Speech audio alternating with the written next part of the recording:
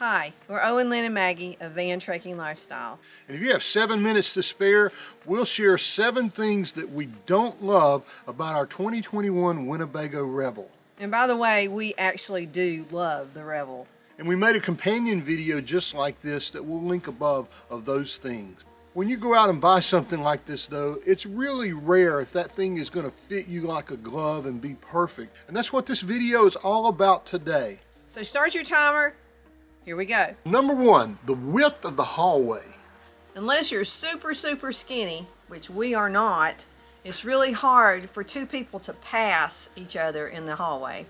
So if one is cooking and the other one needs to get back in the back to grab something that's in storage, or you're in the back and you need to get up here and go to the bathroom, and you're going to find out just like us, it's probably going to be hard. Speaking of cooking, 2 people really can't cook inside the van. One can cook outside and one can cook inside, but you can't cook together in the van. And one other thing that you probably wouldn't think about, these drawers in here, while there aren't very many of them, they're pretty deep, but you can't open them when you're standing in front of them. You have to stand to the side. Number 2, the low garage height. From here down to the floor is only 61 inches. So that means unless you're really short, you can't really stand up to get dressed in the back area. And if you come back here to get something out of these really neat storage areas, you're going to be picking it up while you're bending over. And speaking of walking back here, there are 2 types of people that walk into the garage in a Revel. Those who haven't bumped their head yet, and those that have already bumped their head. We just realized that the bed doesn't look very good, and so we had to fix that. I like for my bed to look nice. Yeah. So that brings us to number 3. The puzzle bed design works, but it also doesn't work. It's almost comfortable, almost. For a few nights, it's fine, but if you're going to spend a month or several weeks in the van, it's just not going to be comfortable to sleep on every single night. The bed's actually comprised of 3 sections, and that's a really good design, but that also means that your bed sheets need to be comprised of at least 3 sections too, and that's pretty difficult to work out. And because there's 3 sections, there's going to be gaps. One at your head and your shoulder, and then another one at your feet. The gaps kind of move around too, don't they? I mean, sometimes there's not much one when we start at the top, and then by the time we finish waking up in the morning, there's a bigger gap there. Number 4, annoying road noise. So even though this is a Mercedes, don't expect it to be whisper quiet when you're going down the road. We have off-road tires, which are really good when you get off-road, but they make a little bit of noise on the pavement. In the back, the rear end makes a little bit of a roaring noise that you can hear up here until you get up to about 65 miles an hour. And on top, there are a lot of things up there.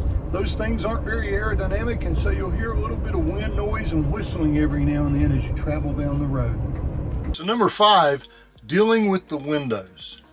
This front window shade, it actually works pretty well, but it's extremely heavy and it's bulky.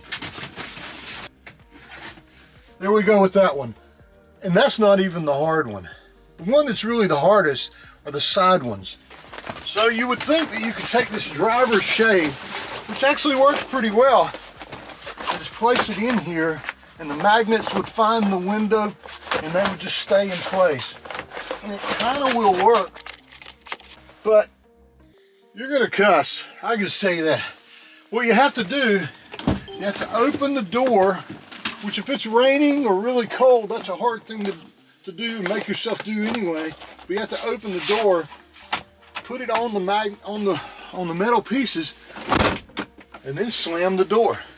Now the problem with that is, and we've had it happen a couple of times, if you get a really big rainstorm with a lot of wind, you're going to wake up and this is going to be wet, and things inside are going to be wet as well. Almost every morning that we take the front one down, we have a tremendous amount of condensation on the front windshield. We did buy this towel that'll soak up that water, so when we get in the morning we can wipe this off, but we've had to deal with that several times.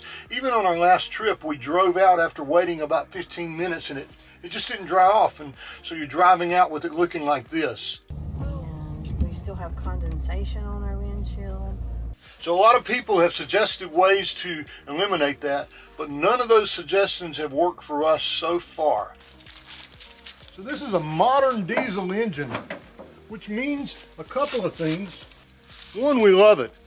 But one of the things it brings to a modern diesel engine is this, DEF, diesel exhaust fluid. We have a personal experience where diesel exhaust fluid on one of our diesel trucks almost ruined our trip to the Grand Canyon. So we know that they can fail. And when they fail, it's really expensive.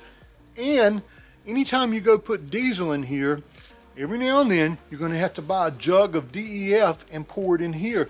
It's not a huge expense, but over time it does add up. Another thing that you're going to find with this, it is the system that's most likely to freeze. Our friends Jim and Cynthia ran into that, but they were in temperatures down to like minus 35 or so Fahrenheit. I don't think we're going to go in minus 35 Fahrenheit, so I don't think this will freeze, but that is the weak point on this 4-season van. Number 7, the hitch pin design. Never in my life would I have thought this would be number 7 on our things that we don't like about the Revel, but here we are. I'm not sure what they were thinking when they installed this, but if you have one, you know exactly what I'm talking about. Right below my leg is the connector for the electrical cables to go back to anything that you happen to be towing. Well, that's all well and good, but there's just a little bit of room between this thing and the driver's side of the pinhole. Why is that an issue? Well, you can barely get any kind of hitch pin to go in there and close. And if you want to lock it, you really don't have an option for putting a really good lock in this so that no one can steal it. Well, those are the 7 things that we don't love about our Revel. We're Owen, Lynn, and Maggie of Van Trekking Lifestyle, and we hope these 7 minutes have been helpful to you. If so, do the YouTubey thing. Click on the little like button, maybe subscribe and click on the bell, and stay connected to us. We would love to hear from you. If you have a Revel and there are things that you don't like about your Revel, please share those with us. And if you have solutions to the problems that we're having, please share that also. So these are the things that we don't love about our Revel. But we did make a 7-minute video about the things we actually love about the Revel, and we'll put a link to that here, and we'll put it down in the description, and we'll leave this by saying thank you for being part of our journey. You're the most important part of our journey, and we're really grateful that you're with us. Until next time. Happy Tales.